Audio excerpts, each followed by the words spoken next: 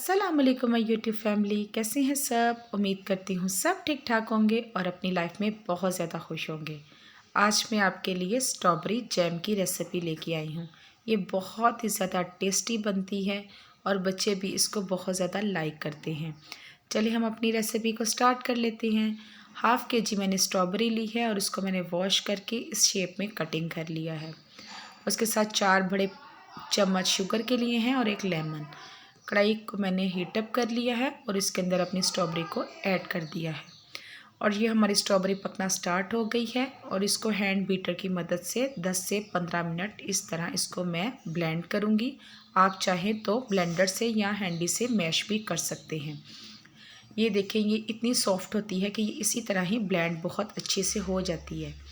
मैंने 10 से 15 मिनट इसको बहुत अच्छे से कुक किया है और ब्लेंड किया। ये देखें अच्छे से ब्लेंड हो गई है, कुछ नट्स इसके नज़र आ रहे हैं।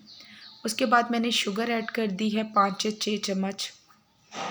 आप अपनी मर्ज़ी से शुगर कम या ज़्यादा भी कर सकते हैं और इसको मैं तकरीबन 15 से 20 मिनट शुगर ऐड करने के बाद भी कुक करूँगी और इसके बाद एक लेमन के रस को ऐड कर दूँगी ताकि हमारी स्ट्रॉबेरी जैम ख़राब ना हो। 1 से 2 मंथ हम इसको फ्रिज में सेव कर सकते हैं और इसको यूज़ कर सकते हैं। ये हमारी बहुत टेस्टी सी यमी सी स्ट्रॉबेरी जैम रेडी है, रेडी टू सर्व। अगर आपको ये मेरी रेसिपी अच्छी लगी है स्ट्रॉबेरी जैम की तो प्लीज़ मेरे चैनल को लाइक करें, शेयर करें और सब्सक्राइब करें और बेल के बटन को भी दबा दें ताकि आने वाली हर नई वीडियो आपको पहले मिल सके।